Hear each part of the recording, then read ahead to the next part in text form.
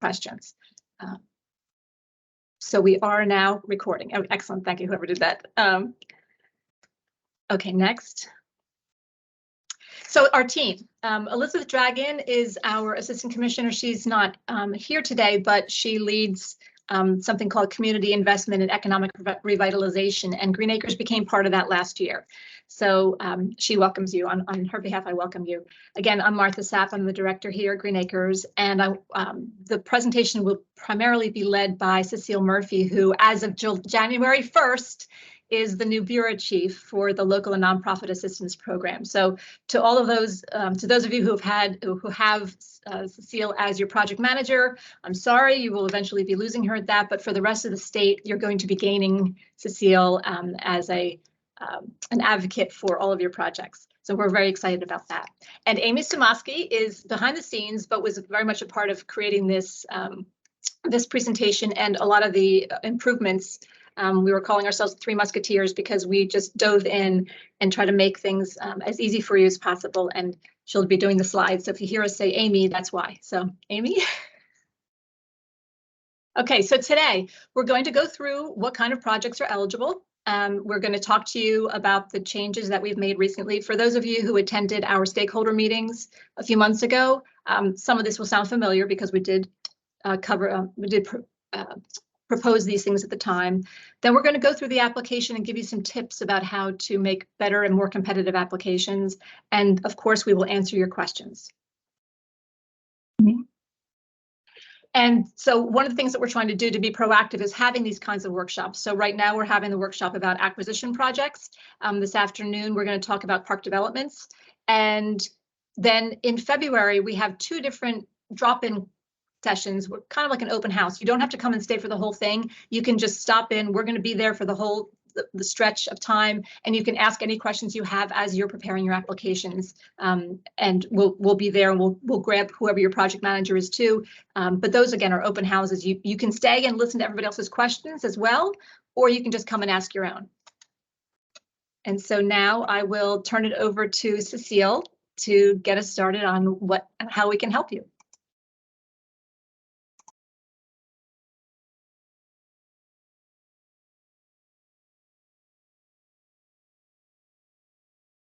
I'm sorry, I was muted.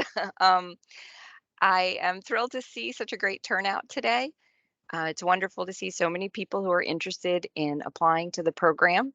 As Martha said, we want to give you money, and we're hoping that our workshop today will make it easier to do so. All right, so I'm going to start out by talking about eligible projects. So for acquisition projects, what that means is what can we buy? On this slide is the official definition of the kinds of projects we can fund. But what it all boils down to is basically you can buy land that will be used for conservation or for outdoor recreation purposes. It must have clear title. It must be environmentally clean. And once you buy it, it has to be open to the public without discrimination based on residency or any other reason. So now I'm going to talk about the application round changes. We always look to see if we can do a better job in doing what we do. We tweak the program each funding round, but this past round, we did an overhaul. We did a really in-depth review of the local and nonprofit program, and we identified a number of ways that we could do what we do better. We held 2 stakeholder meetings to discuss the proposed changes at the end of September. And we solicited comments, which we reviewed, and the final changes were incorporated into the application package, which you guys have all seen. And now we're holding the workshops. We're going to start with the most exciting changes, which are the new funding opportunities available this round. First, as part of our focus on environmental justice, we are really happy to announce preferential funding for projects located in or easily accessible from, and this is a specific term, an adversely stressed, overburdened community. Adversely stressed, overburdened communities are census blocks that have been identified by our Office of Environmental Justice as experiencing greater than average burdens of environmental and public health stressors. So these include things like sources of air pollution, contaminated sites, solid waste facilities, things like that. So once projects are approved through the Green Acres Park acquisition and park development projects, if they're located in adversely stressed, overburdened communities, they will receive an increase in their grant ratio of 25%.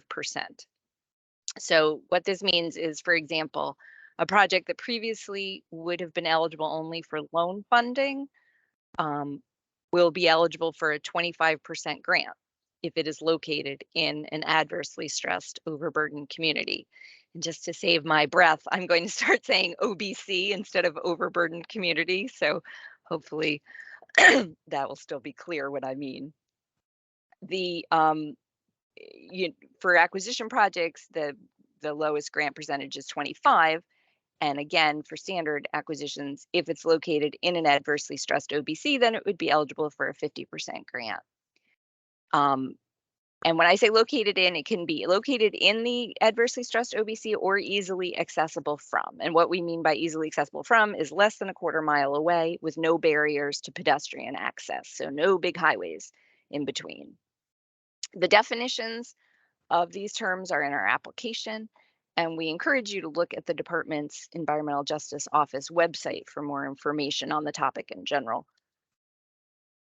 Okay, this is a visual of eligible communities. So on this map, the dark green municipalities are those that contain at least one adversely stressed, overburdened community. There's a list of these in the application package in the back. Now, I have to stress that just because your community is on that list does not mean that any project in your municipality is eligible for extra grant funding. Projects must be located in an adversely stressed OBC census block or easily accessible from in one of those eligible communities. So even if you're on the list, you still want to check the location of your project. Our second new funding opportunity this round is the Jake's Law Playground Funding Program. This has nothing to do with acquisition. I kept the slide in here because we're really trying to push this program because it's a pilot program. It may just be around for this 1 year. It will provide 75% grants to county governments for completely inclusive playgrounds. It's not competitive. The awards will be up to $1 million, and we really encourage all county governments to apply for it. Okay. Excuse me. Next, I'm going to talk about some changes to the application package that affect our programs. The first of these is expanded requirements for public engagement. When we did our reassessment, we identified a need for a renewed focus on public outreach and planning. We received a number of complaints from the public about a lack of community involvement in local government applications in particular. We have had a long-standing requirement to hold a public hearing, but now we're asking applicants to do meaningful public engagement during the project planning process. So we're not just telling people about our plans, we're asking people for their input when we make plans. Meaningful public engagement ensures that people have input into how their tax dollars are spent, which is always welcomed. And secondly, it also results in better projects, ones that closely match the needs and priorities of the community that the park is going to serve or the open space. Our experience has shown that if you don't involve the public early on, it can lead to situations where a project is approved by Green Acres, then public awareness about the project grows, and ultimately public opposition causes the applicant to withdraw the project, which wastes applicants' time and money, and we all want to avoid that. We're not telling you how to engage the public. Applicants are free to use whatever methods that you feel will most effectively engage your community. In our application, we have this list of ideas for how to solicit public input. You don't have to do all of them. You don't have to do most of them. You just have to pick the ones that will fit best with your community. And it ranges from paper surveys all the way up to design charrettes for park development projects. Through the years, we've also had numerous questions from applicants about our public hearing requirements. So we wanted to be very, very clear about what they are. And we also wanted to, again, further increase public awareness and involvement of our projects that we receive in the applications. So we've made some changes to the application public hearing requirements. And some of them we hope are going to make things easier for you guys as well. This slide shows the new and updated requirements for the public hearing notice, which is the first stage in our public hearing process. These are also in the application. If you have any questions on these, we can talk about them at the end. I didn't want to go through them one by one because it's a 2-hour thing, not an 8-hour thing. Okay. Next, this slide represents the requirements for the hearing itself and the submission of the meeting minutes. Again, these are in the application, so I'm not going to go over all of them. The application actually contains a checklist that's required submission. And you can just go down that checklist and make sure that, the public hearing notice and the hearing itself that you're planning are all included. All of those items are included in your plans. I am going to make a couple of notes. The first, the public hearing has to be held in the evening, 6 p.m. or later. But if your meeting starts earlier, like let's say you have a regular council meeting that starts at 5, that's fine as long as the hearing is 6 o'clock or later. And we ask that the times for both the beginning of the meeting and the hearing are included in the notice. Transcripts are fine, but no video or audio submissions for the meeting minutes. And finally, if it's an urban parks project, because today we're talking about acquisition projects, and that involves and includes both Green Acres acquisitions and acquisitions for urban parks projects. So if it's an urban parks project and you anticipate that you're going to request to have it rolled over into the Green Acres round, and I'll talk about that a little bit later, that has to be mentioned in the public hearing. So that's just a note. Okay, one of the biggest changes we're making this year is that applicants must submit complete applications or supplemental funding requests by the deadline, March 1st, and that's at 5 p.m. If the submissions checklist does not specifically call out an item as possibly not applicable or as optional, it must be submitted for the application to be complete. So all application materials must be submitted by that date and time, and this includes public hearing minutes. We have been flexible in the past in allowing applicants to sometimes hold the public hearing before the deadline and submit the minutes after the deadline, but we have an extremely short application review period this round, and we just can't have that flexibility anymore. Our goal is to have a short application approval timeline. In the past, sometimes that has dragged out quite a bit, and we're trying to tighten that up, and this is a really critical part of tightening that up. I do have to jump in here just for a second and say that it might seem like common sense that someone would submit a complete application, but over the years we have found that that is not the case. And we've always tried to be very flexible and patient, and we write back to the applicant and say, you forgot these things, please submit them, and then they do, and then it's back and forth, and that wastes a lot of time. And so we just need to be a little bit stricter and say that unless it's complete, we're not going to review it, because as Cecile said, we have set for ourselves a very quick review period, and that really delays everything. So we really ask out of respect to please submit everything that's in the application. Thanks. Okay, with the exception of our Jake's Law program, we expect all of our programs will be quite competitive this round. There will be projects that do or do not get funded based on a difference of as little as 1 point. We want you to be successful, so we have provided information about how you can design your projects or select your particular acquisition sites to be most successful. In our application, we have outlined our priorities, which are listed here, and included suggestions of how to design your project to incorporate them. And I'm not going to go through each of them, but the application really does give a solid discussion of each of them. The degree to which a given project incorporates these priorities will vary based on the content and the location, but higher ranking projects will be those that demonstrate consistency with these priorities. And again, I suggest strongly to review this section in the application. To ensure that our ranking system closely reflects these priorities, we've made some tweaks to it this round. For example, projects will get additional points if they promote climate resilience, or if they're located in an adversely stressed OBC, or if it's a municipality that has a DEP-approved public access plan that promotes public access to tidally flowed waterways. We've also made some changes for our nonprofit applicants. We've made these changes to help ensure that the nonprofits we fund are qualifying nonprofits that are in compliance with all laws and regulations, and that they have sufficient capacity to manage the proposed project. Unfortunately, we have found that over the years we have funded some nonprofits that turned out to be one-person shows. They submitted a great application and it was a wonderful project, but it couldn't actually come to fruition because the nonprofit didn't have the capacity.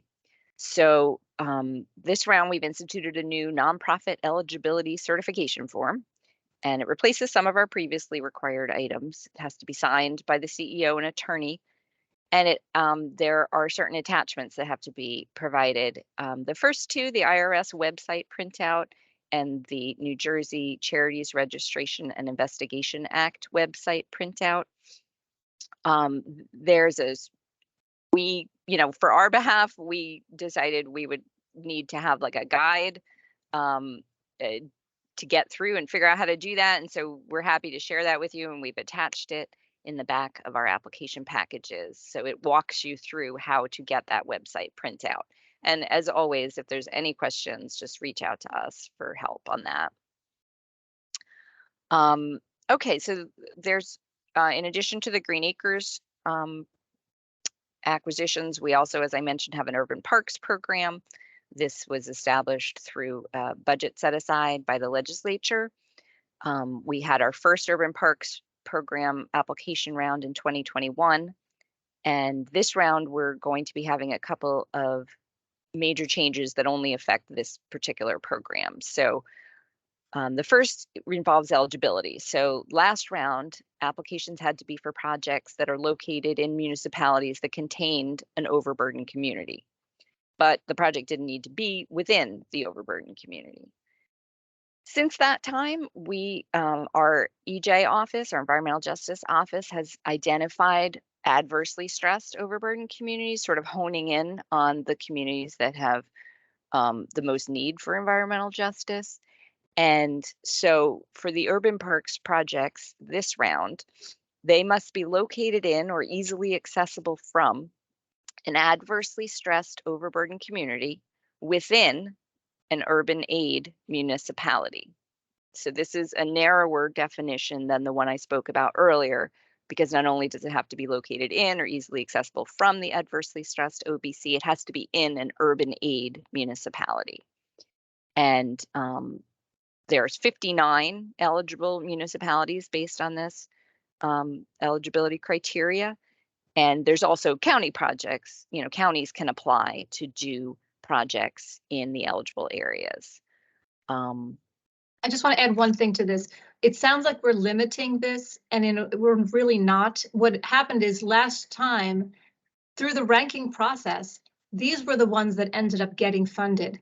And there were so many projects, so many applicants who spent time and money applying, and their projects didn't compete as well. And so we didn't want them to have to go through the same application process. So we narrowed it, knowing that through the ranking, these are the ones that were probably going to come up on top anyway for the urban parks funding. So again, we're trying to save money. Now, if you're also going to be submitting your project to roll over, you're going to be preparing the application anyway. But this was just our way to help limit everyone's expenditures.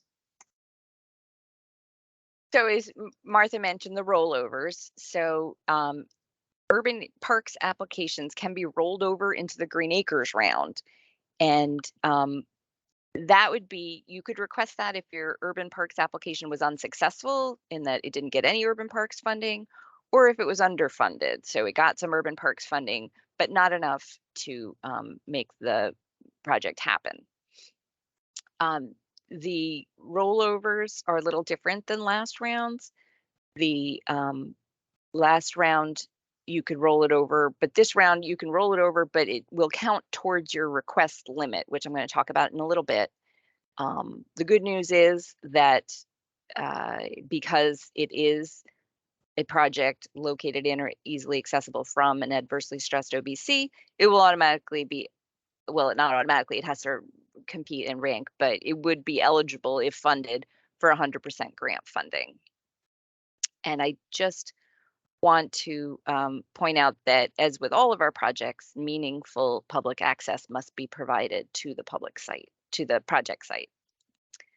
This, again, is that map that I showed earlier, and I wanted to give you a visual of the eligible communities for this program. So, as we discussed earlier, the dark green are the municipalities that contain an adversely stressed, overburdened community, and the red outline are the urban aid municipalities in the state. So to be eligible, a municipality has to be dark green with a red outline.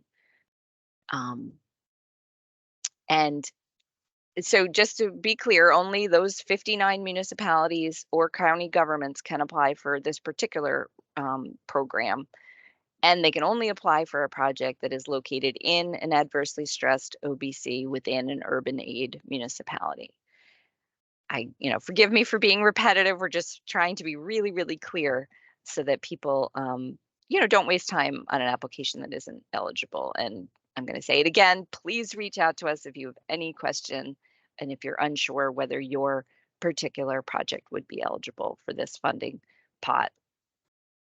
Okay, so to summarize the 2023 funding round options, there are four, and limits, there are four categories. There's the traditional Green Acres category, which includes acquisition projects, park development projects, and urban park rollovers.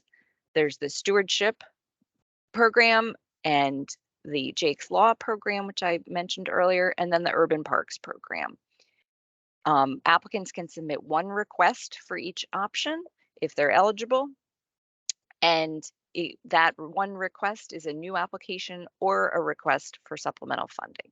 So for example, if you are a municipality that has a planning incentive grant for your acquisition, you want more money for that planning incentive grant, you can request supplemental funding through the traditional Green Acres program, but you could not then also request funding for a park development project or an urban parks rollover.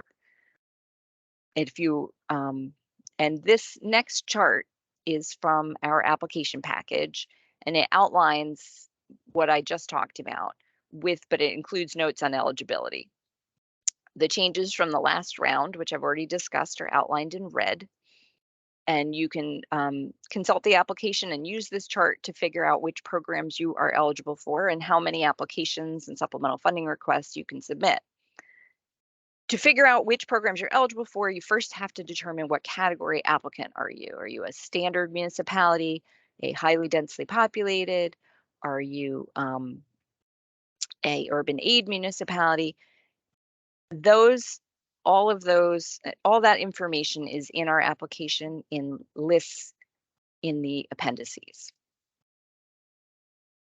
This chart, which is in the appendices of the application, is the same information in a different format. So this chart highlights the number of requests that can be submitted by the type of applicant. So for example, if you're a county government, you could actually submit 4 different applications this round. The traditional Green Acres, stewardship, Jake's Law, and urban parks. And these are sort of notes you have to keep in mind when submitting those applications. We do encourage our applicants to think about capacity of, how much can your project management folks handle when you submit your applications, but we're happy to get as many as we can. Supplemental funding requests, I just want to make a few notes about these. A lot of you have projects you would like additional funding for. And these are requests for additional funding for open acquisition, park development, or stewardship program projects. We are asking folks to submit the supplemental funding request form, and there are 2 versions, so be sure to pick the right one. We're also requiring some attachments to that, and we're asking that you be sure to use the correct forms for the attachments as well, because the enabling resolution template is different for supplemental funding requests, And the nonprofit certification is different. It's a little bit streamlined for supplemental funding requests. As a note, urban park projects are not eligible to submit supplemental funding requests for urban parks funding, but you can reach out to your Green Acres contact to discuss requesting additional funding through the Green Acres program. Okay, this chart, which is also in the application package, is the first step in figuring out how much money your project might be awarded. There's one big change for this round, which is outlined in red, and that's the additional funding for the adversely stressed overburdened communities. To figure out the grant percentage for your proposed project, you want to first figure out what category applicant are you, which I just talked about. And next you have to figure out if your proposed project is located in an adversely stressed overburdened community or is easily accessible from. This is a two-part process. First, you check to see if your municipality is listed in the appendices of the application as a municipality that contains an adversely stressed overburdened community. And if it is listed there, then your next step is to do the mapping and look up whether the particular location of your proposed project is in one of those census blocks. And there are detailed instructions and a guide in the back of the application and the appendices on how to do that lookup. You do it through the EJ MAP program, which is something that was developed by the EJ office, the Environmental Justice Office. In addition to grants, I did want to mention that you're also able to apply for loan funding for the match requirement for most programs. Loan funding is provided at 2% interest, except for urban aid municipalities, and those projects are 0% interest for the loans. Okay, now funding percentages may not tell the whole story of how much money you're going to receive if your project is approved. Since demand for our funding routinely exceeds supply, we get a lot of applications, and unfortunately we don't have all the money in the world. We wish we did. Awards are capped, and with the amount of the cap being based on applicant type for Green Acres projects. You can look in the application under funding round cap section. There are charts there that show the most recent funding round caps going back to 2014 and more recently. So that gives you an idea of how much money you can expect to be awarded. Our funding round caps don't change very much round to round, so you can use that for the basis of planning. Our urban parks program has a cap of $500,000, so that's very easy to use for planning. Okay, another significant change this funding round is that only projects deemed eligible will be ranked and compete for funding. The application package lists all the circumstances that will lead to an application being disqualified. We've covered a few of them already, and on the slide, we've highlighted a few more based on problems we often see. Signatures of the application are important. You really have to make sure that the correct person signs the application and that everyone who needs to sign signs. And public hearing requirements also extremely important. That checklist, everything should be checked off. And the third one on the slide is, projects that are too far along. So if you've already signed a contract with a landowner and you don't have what's called an at-risk authorization from Green Acres, unfortunately, that's not going to be an eligible project. Again, we want you to be successful, and our goal is to have none of our applications disqualified. That would be wonderful. So I'm going to say it again and probably a lot more times. If you have any questions, reach out. We are here. We would much rather answer your questions ahead of time than give you bad news after the fact. Okay, so next, we're going to review some tips for the application submission, some of them, some highlighted ones. A complete list of all the tips is in the application package. We encourage you to go over that when you're preparing each of the deliverables. I'm going to start with the application form. We have changed our project description question to ask for bullet points, and we're going to ask you to address each of the bullet points in your application. A problem that happens a lot is that tax lots aren't listed. Sometimes people will list one of the tax lots and then leave off the other ones for some reason. So please list them all. Please list them separately and provide information for each lot separately. Please make sure that the list matches the tax maps that are provided and the project reference map that is provided. We're also asking folks to look up whether a property is historic. We've always asked that question, but we're asking people to actually look at the State Historic Preservation Office website at their GIS layer to confirm whether a property is historic. And there's a very detailed guide on how to do that in the application, in the appendices. So we ask that you go through that and do the lookup. And again, if you have any questions, let us know. So public engagement documentation, we're asking you, whatever form that took, please provide some documentation. And there's ideas for that documentation in the application. And when you're figuring out in the application form and you get to that part where you have to put all the numbers for your project cost and what requests you're making, we really strongly encourage you to contact us ahead of time. Unfortunately, sometimes people get mixed up and they, sometimes they leave things out that they should put in, which would increase their award. Sometimes they think things are eligible that aren't eligible. So reach out to us and we can walk you through that. Okay, next, the enabling resolution. This is another very important application submission that sometimes has some errors in it, and we'd like to work with you to make sure to minimize those. So we provide a template. Please don't change it. Sometimes, lawyers feel like they want to tweak it here and there, but please don't. It really says everything we need it to say for our program and nothing that it doesn't need to say. The amounts in the resolution need to equal the request amounts. So those numbers I just talked about on the application form, they need to match the resolution. Sometimes folks are doing things at different speeds, like a consultant, for example, is going forward with the application form, and then the township is going forward with the resolution. Please coordinate so that those numbers are the same. If there is any discrepancy in the amounts in the resolution are the ones that we're going to use because those are the ones that were voted on by the governing body.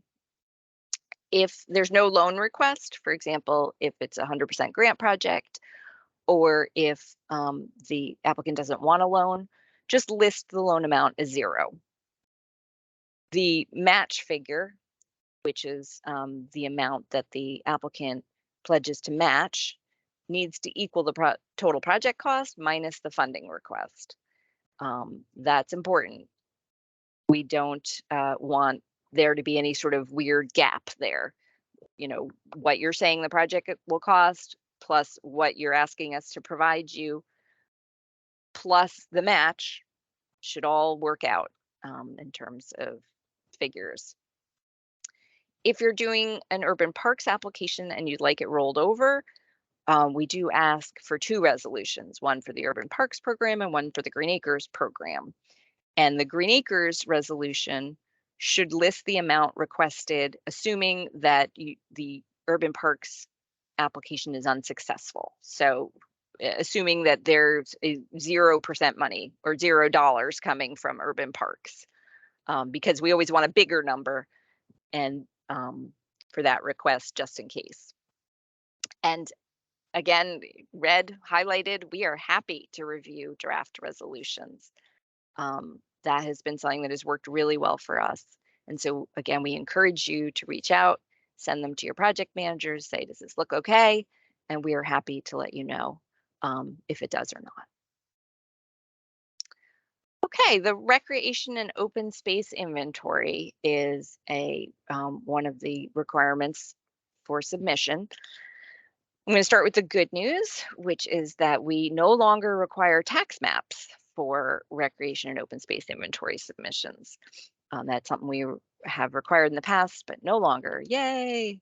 On the flip side, we are tightening up our ROSI submission requirements, as you can see by this list, which is included in the application package.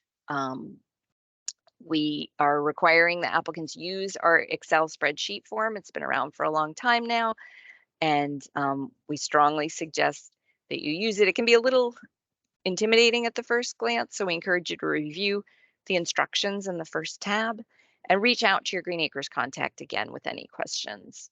I'm not going to go through each of these, but they are common mistakes that are made. New things, I will highlight that it has to be dated within the last 12 months. And this last one is a mistake that unfortunately has been common. We maintain a database of properties that have been listed on recreation and open space inventories in the past. Now it is available through our OTPLA website. OTPLA is the Office of Transactions and Public Land Administration. They were formerly our Bureau of Legal Services and Stewardship. So that there's a printout of all of those lots available from that website, and we encourage you to use it when you're preparing your recreation and open space inventory, but we will no longer accept that printout as an acceptable submission. It must be on the Excel spreadsheet form and have all of the required signatures. If I can just go back one step, just for anybody who might be new, what I want to just say what a recreation open space inventory is. So for municipalities and counties, when you accept funding from Green Acres, you have to provide to us this list of all land that you currently hold for recreation and conservation purposes. And if you get approved, that list becomes part of your contract. And when you take $1 from us, when you get payment, you record that list. And then those lands are protected and cannot be used for anything other than recreation and conservation purposes in the future, in perpetuity. Because we found early on in the Green Acres history that people would say, oh, great, we'll take Green Acres money to buy this land over here as a park and we'll sell this one over here. So our goal is a net increase in open space. So this inventory has been around for 60 years, basically, since we've been around. And it's very important. It's not for nonprofits, but it's for local governments. And even if you leave something off the list, we've had court cases where someone has sold land that was held for park purposes and it wasn't typed on the list, it's still protected by Green Acres. So this is a very important thing. We sweep preserve a lot of land across the state through the ROSIs. And just as another note, which I forgot, that if you're submitting an urban parks application without a Green Acres rollover, an inventory is not required. Okay, these are links to the sites that you can use to figure out if your project site is in an adversely stressed, overburdened community, and if your project site is historic. There's also sites for nonprofits to confirm that they are in compliance with the IRS and with the New Jersey Charities Registration and Investigation Act. I've been talking for a while, so I'm not going to go through these all, but if anybody wants a demonstration during the Q&A, just let me know and I could do a walkthrough of one or more of them. Okay, we also wanted to give you an update on submitting your application. In our application materials, we asked applicants to submit using an email address. Since emails have size limits for attachments, last round, sometimes it took multiple emails for applicants to submit one application, which was onerous. We're happy to say that this round, you will instead be able to submit applications through our website. Under forms and regulations, there isn't currently, but there's going to be a link to application form submissions. What you need to do is use the drop-down menu to select the type of application being submitted, fill in the requested information, upload the files, and then press submit. So hopefully that will be a big improvement. And if you have any questions at that point, feel free to reach out to us. Realize we've covered a great deal of information in a short period of time. The application materials cover most of these topics in detail, so we encourage you to review them. You're also welcome to attend our upcoming Q&A sessions on February 1st and 22nd. And of course, I'll say it one more time, please reach out to your Green Acres project manager with questions. And this is how you can find out who that person is. Go to our website, the njgreenacres.org, click on Contact Us, which is the button that the big red arrow is pointing to. And I'm very proud of that red arrow. It took a long time. And the red box, also proud of that one. So once you click on Contact Us, you will come up to the Green Acres. Actually, I think there's going to be tabs. There aren't tabs right now, but there are going to be tabs. And you're going to click on the Local and Nonprofit Assistance tab. Right now, you just scroll down until you get to the contact list. The website's in the process of changing, and it's going to have tabs for the different types of contacts. So click right now, just scroll down, but when the tabs are there, click on Local and Nonprofit Assistance.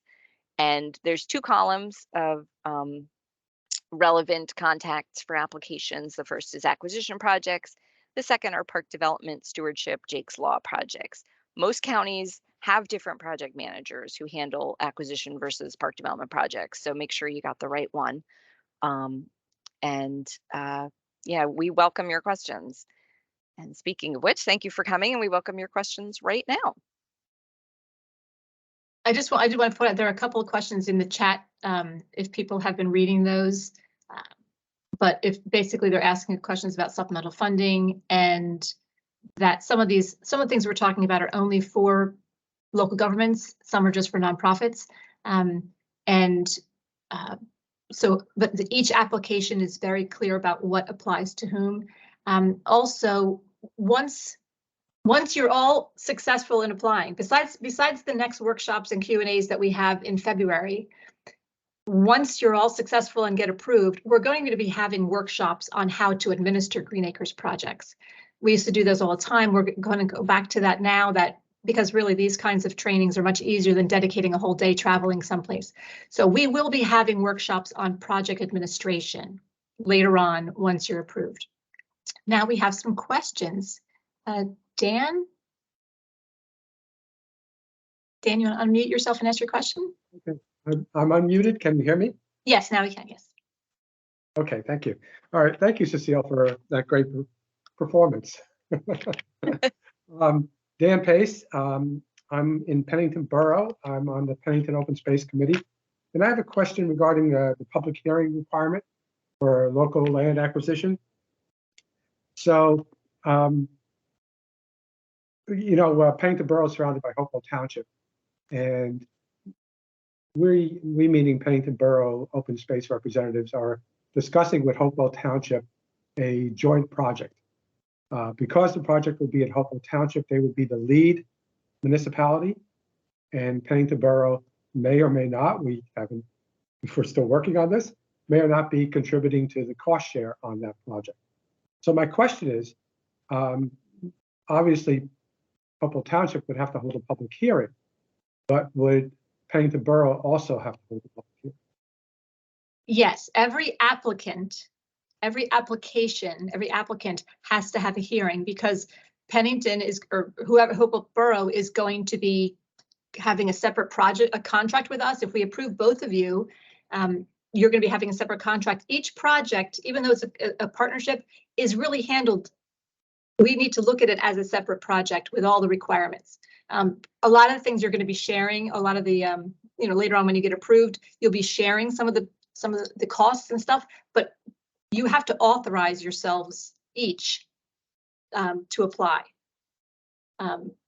Yeah, I understand that. I mean, I said the Pennington Borough would have to do a resolution to approve the cost share funding. But again, Pennington Borough will be a minor participant in this project. That's right, but your residents still need to know what you are going to do. So the public hearing is because you are still an applicant taking Green Acres funding with a match requirement, so that you still have to have a public hearing so that your residents are aware of what you're doing. So even though Hopewell Township would be the lead municipality, and they would be the applicant, and they would be getting the money, we would just be providing, meaning Pennington Borough would just be providing a share of the cost share? You're But still saying, I'm sorry, would you be asking us for funding? no, Oh, I'm sorry, I misunderstood. No, then No, only the applicant, Right. needs to do the public hearing. okay, okay. Martha, Behind- I'm just gonna jump in because Kim pointed out that Pennington Borough and Hopewell Township both have approved planning incentive applications. Okay, so, okay, that's another thing. This presentation was basically about new projects. There are separate form for supplemental funding requests for open projects. So if you have a project and we're already working with you on it, then you're not submitting a new application. You're This is doing, a- you're, this you're is just doing, a new project. but if you have a planning incentive application, if you have a planning incentive project, because you have an open space tax and an open space plan and we've approved you, a planning incentive is really, we've approved the plan and your efforts. You do not have to apply for each parcel. That's the benefit of it. So if you have an approved planning incentive, you never have to reapply. You just have to submit some supplemental funding request for a new part to add new parcels and get more money. Okay, It's a lot easier for you. So you don't have to have the hearing. No one has to have the hearing because you already did on your plan. And then now you are just asking for supplemental funding so that you can keep going on that plan on the acquisition. all right. Okay, thank you. And I just also want to say that even though we were talking a lot about adversely stressed, overburdened communities, the vast majority of the acquisition projects that we get, and actually the applications that we get, are not in those areas. We know that our funding is spread statewide, and that's what we want to do. And it's just that we are trying to give a little bit extra attention, a little extra funding to the public who are living in areas that have historically been stressed, under a lot of environmental stressors. So we're not taking away anything from our statewide funding. We just have a couple of new initiatives to give it supplemental funding to those areas because of their specific needs. But again, our funding still goes statewide to every type of municipality and to every type of nonprofit that buys land throughout the state. Lisa? Lisa McCullum? Yeah, hi, sorry, I had to unmute. Sure. So yeah, I think I was a little confused here too about the supplemental funding request form. So if we're doing a supplemental request as opposed to a new application, so we don't need to do a lot of these things that are required for a new application. We would just need to do on the supplemental funding request form itself, it has several things that you need to have: the supplemental funding enabling resolution, the specific incentive eligibility certification. So that's all we need. We don't need all the other things. Okay. That's correct. This is all for new applications, new requests. applications. Yes, Okay. supplemental funding is much more streamlined because you already went through this when you got Okay. funding the first time. Okay, that's kind of what I figured, but I just want to clarify. Thank you. Yes, sure. Steve Lennon? Hi, thank you. I had a question regarding public input for acquisitions. A lot of that is sort of sensitive and you're competing with private interests. Can the public hearing sort of be generic, or how do you guys, we want to meet the requirements of that, but it's pretty sensitive.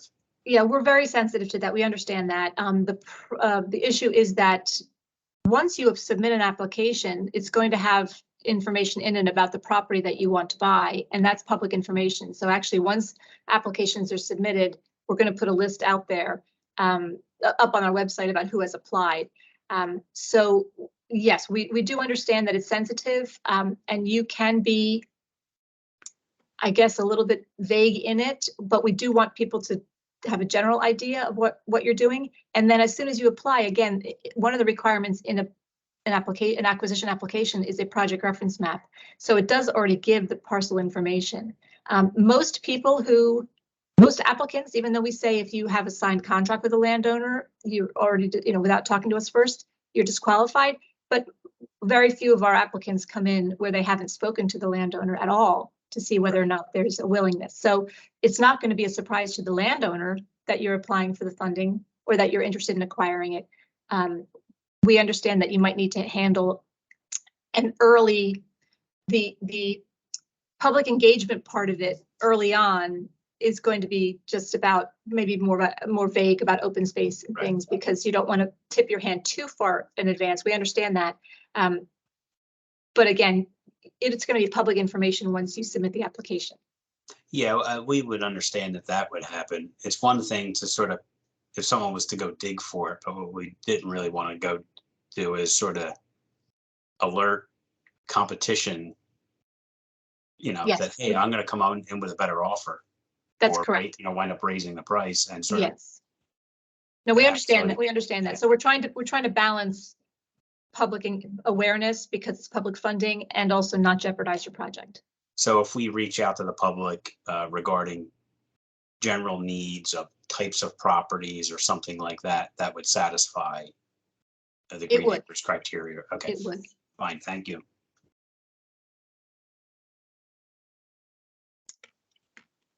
Any other questions? We've either completely confounded you or we've completely informed you. Lisa Johnson? Hi, yeah, thank you so much. And thank you for the presentation. It's been very informative and I really do appreciate it. So my question is, I'm located in a municipal aid municipality, and the area that we're looking to acquire is actually in a business improvement district. So I work for the township, but would I think in the chat you mentioned something about partnerships, the MEC, which is the nonprofit group within the bid. Would they be able to work with me on the application, or should that be separate? No. Anybody can help you prepare the application, but the application has to be authorized by and submitted by the, on behalf of the eligible applicant. So we've had lots of situations where a town can't necessarily prepare the application, so they have a consultant or a nonprofit or something prepared for them. That's fine. Okay. Even a lot of them, they manage it, but our contract and our relationship is with the eligible applicant, which would be the municipality. Okay, great. And is there a cap on the acquisition grant like there is on the urban parks? No. Well, every year the awards vary based on supply and demand. So we have what we refer to as a base award, which we pick a number and we don't award anybody less than that. And then for densely populated municipalities, they get 1.5 times the base award. Urban aids get twice the base award. And then for counties, it starts at twice the base award, 2.5 times and 3 times, depending on density, population density. So we ask us for what you need. Okay. And then we'll end up probably capping you because there's a lot of expensive land out there in New Jersey. That's another reason why partnerships sometimes work, because as is the case with Pennington and Hopewell, or Hopewell and Hopewell, sometimes you need partnerships because you need additional pots of funding, and that's fine. Yeah, so anyway, that's, yes, and I'm sorry, I lost track of. I'm just going to jump in and say, in the acquisition application, there is a chart that shows recent funding round caps. So equivalent to, that 500,000 for the urban parks. We don't have a set amount for Green Acres acquisition projects, but we have sort of a historical range. So you can look in the application at that chart. And I also wanted to make a point. I did mention it in the chat, but when there are partnerships, like when multiple entities apply to acquire the same property, I just want to be clear that Green Acres money awarded to one of those entities cannot match Green Acres money awarded to another one of those entities. So for example, let's say 2 nonprofits applied, they're each eligible for 50%. We couldn't fully fund the property by giving each of them 50% of the cost of the property. So applicants are always responsible for a match that doesn't come from Green Acres. All right, thank you so much. Steve, is your hand still up from the previous question? Because you're next in line. We'll go to Diane. Diane Jansen.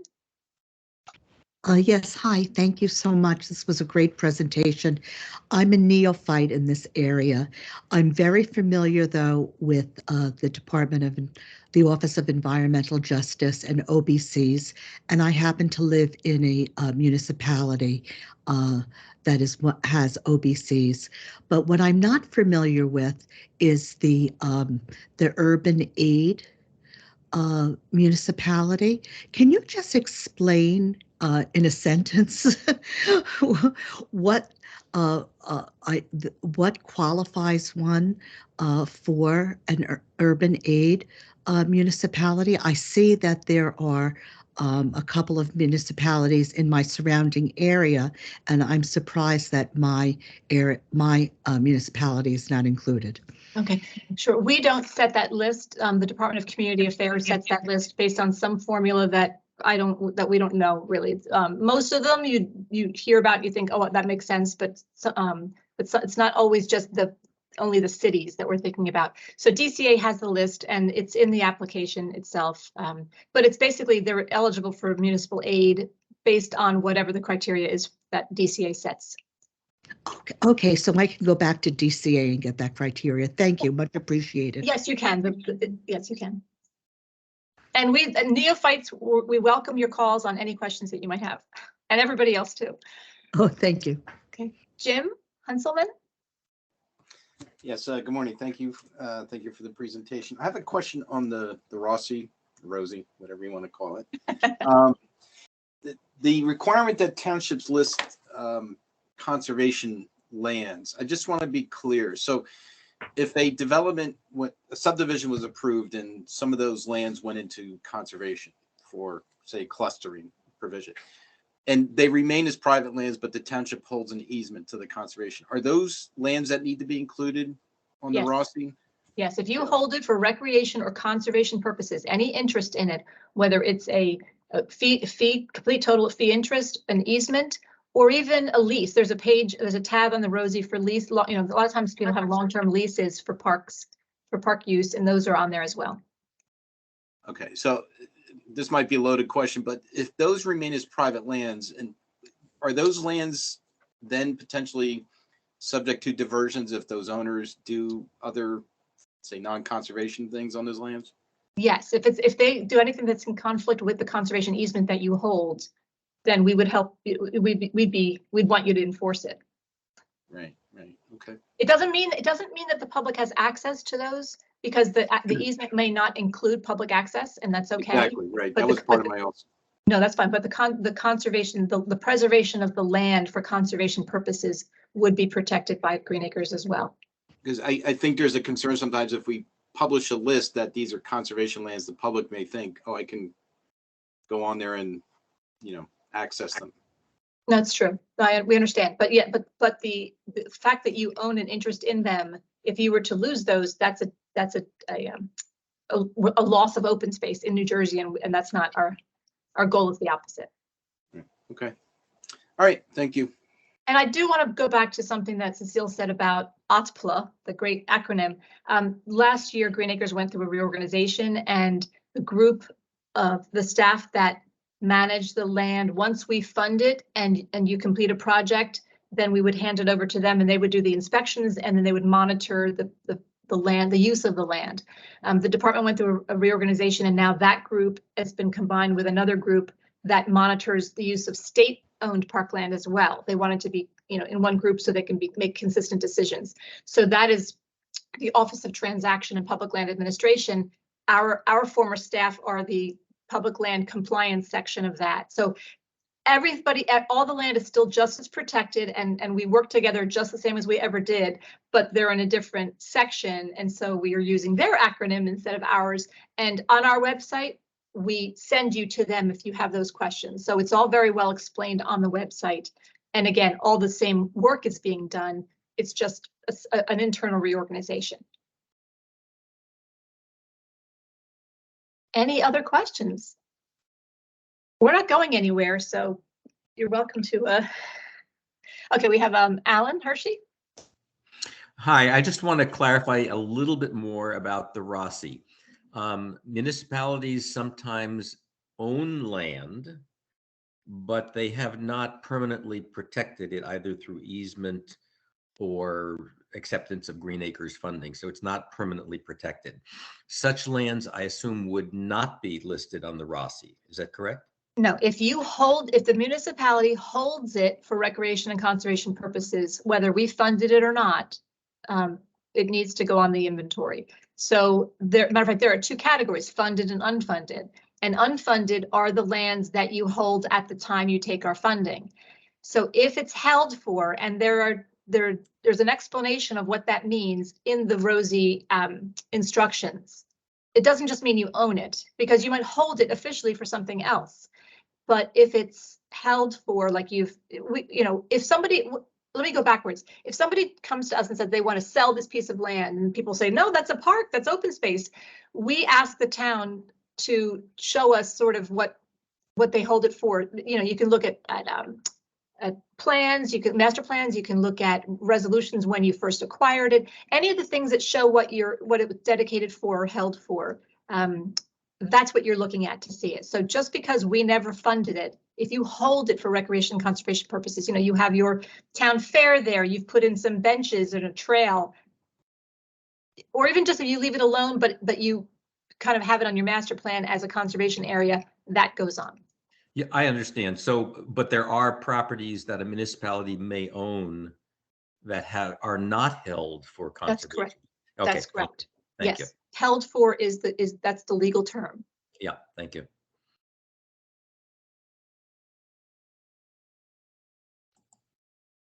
I wanted to put in points if you say Rosie as opposed to Rossi, but I was overruled.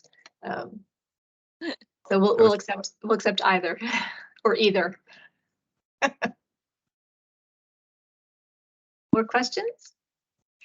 Well, I cannot repeat enough what Cecile has repeated a lot. Please call us. Do not hesitate to call us if you have questions throughout the process, from this moment on to the moment you hit submit on the website, because we would rather help you and guide you. Every project manager is going to be an advocate for your project. When we're ranking the projects, they're going to be pulling for your project. So we'd rather actually not be surprised on March 1st with an application that we've never heard about, because then it just takes us longer to get up to speed on it and review it. So please talk to us early and often about what you're thinking about doing.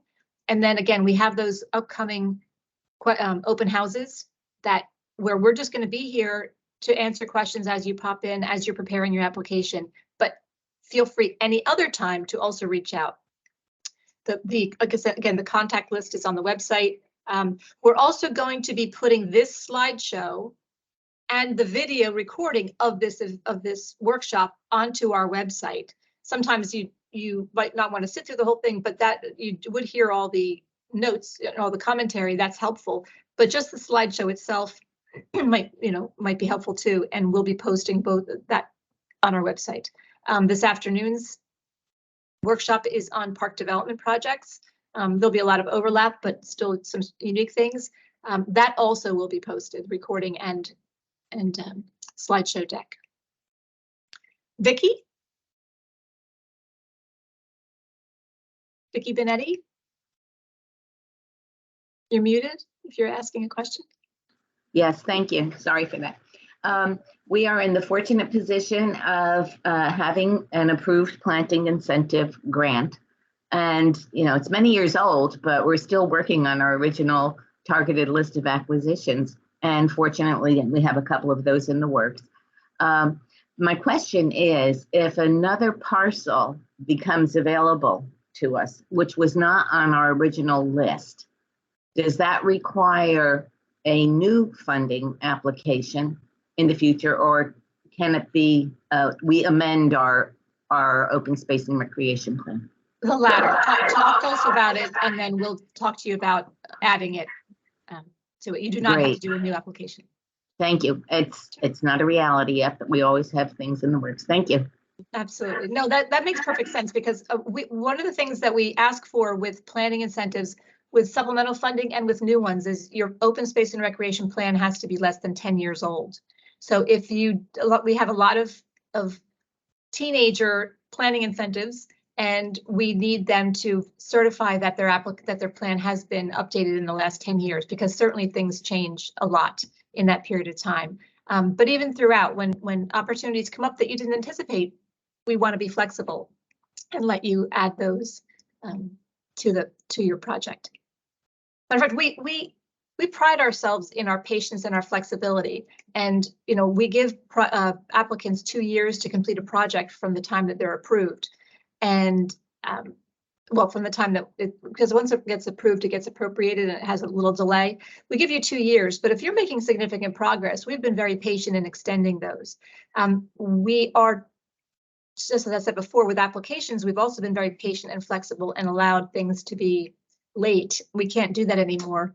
Also, with project management, we're going to be making sure that if a project is stalled and it just isn't moving, we're going to be sending warning letters sooner than we used to, because we want to make, if a project isn't going to happen, we do want to take the money back and put it back into the pot for somebody else who can use it.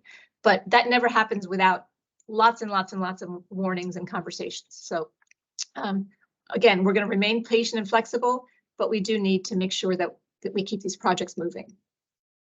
Thank you. Any other questions?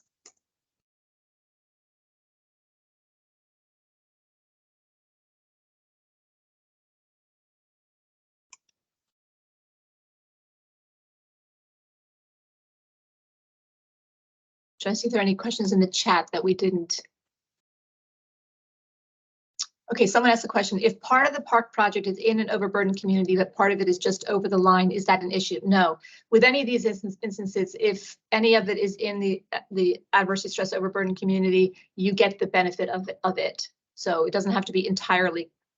We'll always try to err on your side on the benefit to you. And that's a thank you. You're very welcome. So. Trying to see if there are any other. We talked about partnerships already. And the ROSI should only include lands that are already preserved in perpetuity by deed restriction. I think we already talked about that. Preserved is not a clear-cut word, so that's what we use. The law says held for.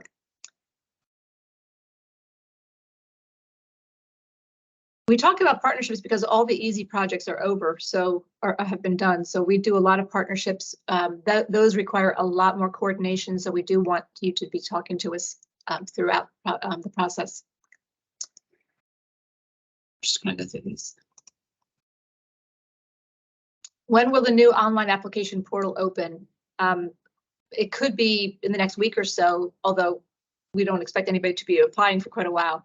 We're just working out a few details, but it should be up very shortly. When will the new application portal be open and recording be available on the website? The recording, we're hoping to put it up this week. If we're quick enough, we can do it tomorrow, but it'll be up this week.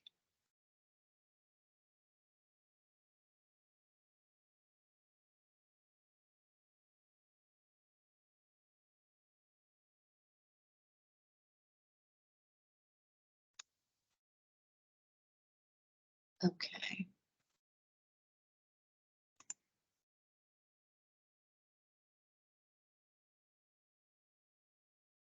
Well, no one's joined for a while and nobody is asking questions, so I think we can bid you adieu and adios, and thank you for joining us. Again, please let us know. We're here. I mean, our mission is to preserve land and build parks, so anything we can do to help you do that, that's what we're here for. So thank you very much, everyone. Have a great day. Thank you.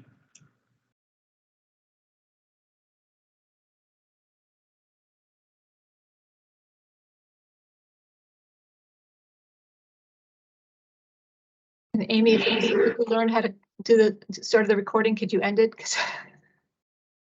Someone's hand is raised, Eric. Oh. It says, I just got a little. I didn't see any. Eric?